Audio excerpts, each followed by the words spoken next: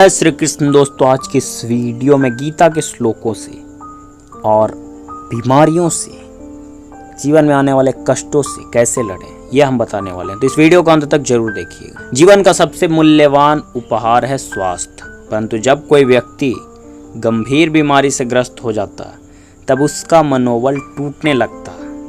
शरीर की पीड़ा के साथ साथ मानसिक संघर्ष भी होने लगता है। ऐसे समय में केवल दवा नहीं बल्कि मन की शक्ति ही असली औषधि बनती है। भगवत गीता ऐसे संकटों में हमारे लिए काफ़ी मार्गदर्शक बनती है, चाहे वो बीमारी हो या कोई और संघर्ष या युद्ध का मैदान।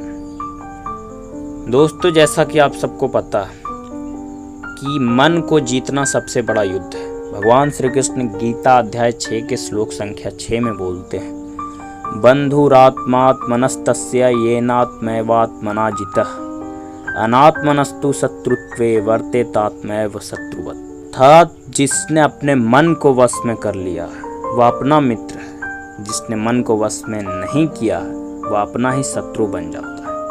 तो भगवान बोलते हैं, बंधुरात्मात्मनस्तस्य येनात्मैवात्मना जितः अनात्मनस्तु शत्रुत्वे वर्तेतात्मैव शत्रुवत्।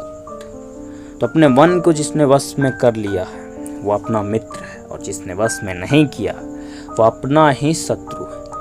ऐसे ही दोस्तों, जब बीमारी के कारण मन निराश हो जाए तब ये श्लोक हमें सिखाता है कि मन को काबू में रखना ही असली जीत है। सकारात्मक सोच, पॉजिटिविटी, ध्यान, प्राणायाम और आत्मनियंत्रण से हम अपने मन को जीत सकते हैं और रोग से लड़ सकते हैं। आशा को कभी मत छोड़ो, पिछले वीडियो के एक श्लोक में बताया था। गीता अध्याय 18 का 66वां श्लोक, सर्वधर्मान परित्यज्य मामेकं शरणं व्रज अहम त्वां सर्व पापेभ्यो मोक्षयिष्यामि मा शुचः। सब धर्मों को त्याग कर सिर्फ कृष्ण के शरण में जाओ, वो तुम्हें समस्त पापों से मुक्त कर देंगे। भगवान श्री कृष्ण यह वचन बोलते हैं और हमें भरोसा दिलाते हैं कि उनके शरण में जाने से कोई भी दुख, कितना भी बड़ा से बड़ा दुख या भय बड़ा नहीं रहता। यदि रोगी भगवान पर पूर्ण विश्वास रखे और अपने जीवन में श्रद्धा बनाए रखे तो वह भयानक से भयानक विपत्ति और संकट, रोग से लड़ने की असीम शक्ति पा सकता है। मृत्यु भी जीवन का एक अध्याय है, डरने की नहीं, समझने की चीज है। गीता अध्याय 2 का श्लोक संख्या 27 में भगवान बोलते हैं, जातस्य ही ध्रुवो मृत्युर्ध्रुवम जन्म मृतस्य च तस्माद् परिहार्यर्थे न त्वं शोचितुमर्हसि। जो जन्म लेता है उसकी मृत्यु निश्चित है और जो मरता है उसका पुनर्जन्म निश्चित है। इसलिए जिसे टाला नहीं जा सकता उसके लिए शोक करना उचित नहीं। गंभीर संकट या बीमारियों में मृत्यु का भय रोगी को सबसे अधिक पीड़ा देता है।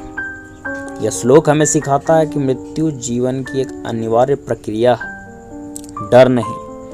जब यह समझ आ जाती है तो मन शांत हो जाता है और रोगी स्वस्थ जीवन जीने लगता है। ध्यान और साधना से भी हम रोग पर नियंत्रण कर सकते हैं। गीता अध्याय 6 का श्लोक संख्या 15 में भगवान बोलते, युज्जन्नेवं सदात्मानं योगी नियतमानसः शांतिम निर्वाण परमा मत संस्थाम अधिगच्छति। अर्थात इस प्रकार मन को संयम में रखते हुए जो योगी निरंतर ध्यान करता है वह परम शांति को प्राप्त होता है। रोगी यदि नियमित ध्यान करता है तो उसका मानसिक तनाव कम होता है और वो संतुलित हो जाता है। उसके अंदर रोगों से लड़ने की क्षमता बढ़ती है, रोग प्रतिरोधक क्षमता बढ़ती है। ध्यान और प्रार्थना ही और सही उपचार और भगवान का ध्यान बीमारी से लड़ने की सबसे सशक्त औषधि। संयमित जीवन ही रोग से मुक्ति है। गीता अध्याय 6 का श्लोक 16 से 17 में हम देखते हैं, जिसमें भगवान बोलते हैं, नात्यस्नतस्तु योगो अस्ति न चैकांत मनस्नतः न चाति स्वप्नशीलस्य जाग्रतो नैव चर्जुन युक्ताहार विहारस्य युक्त चेष्टस्य कर्मसु युक्त स्वप्नावबोधस्य योगो भवति दुःखः। जो न अधिक खाता है न बहुत कम, न अधिक सोता है न कम, वह योगी बनता है और दुखों से मुक्त होता है। बीमारी के समय संतुलित आहार, नींद, दिनचर्या ही शरीर की रक्षा करते हैं। असंतुलित जीवन शैली ही अधिकांश रोगों का कारण है। गीता हमें सिखाती है संयमित जीवन हर संकट एक अवसर है। गीता अध्याय 2 के श्लोक संख्या 14 में भगवान श्री कृष्ण बोलते हैं, मात्रा स्पर्शास्तु कौन्तेय शीतोष्ण सुख दुखदा आगामा पायिनो अन्त्यास्तांस्ति छस्व भारत। सर्दी गर्मी सुख दुख जैसे अनुभव इंद्रियों के संपर्क से उत्पन्न होते हैं, वे अनित्य हैं, इसलिए उन्हें सहन करना चाहिए। ये जो स्थिति होती है बीमारी के समय, यह भी एक अस्थायी स्थिति होती है, ये अनंत नहीं होती। इस श्लोक से रोगी को धैर्य, सहनशीलता और समय पर विश्वास रखने की प्रेरणा मिलती है। श्रीमद् भगवद गीता केवल एक धार्मिक ग्रंथ नहीं बल्कि जीवन का विज्ञान है, बीमारी से लड़ने का सबसे प्रभावशाली हथियार है।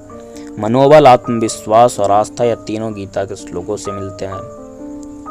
और कितना भी बड़ा से बड़ा संकट के समय हम अगर अपने मानसिक स्थिति को सुधार कर गीता का अध्ययन, श्लोकों का जाप, ध्यान और आत्मविश्वास रखें तो हम हर संकट से हम विजय पा सकते हैं। दोस्तों, जय श्री कृष्ण। सनातन के लिए हमारे इस चैनल को सब्सक्राइब करें।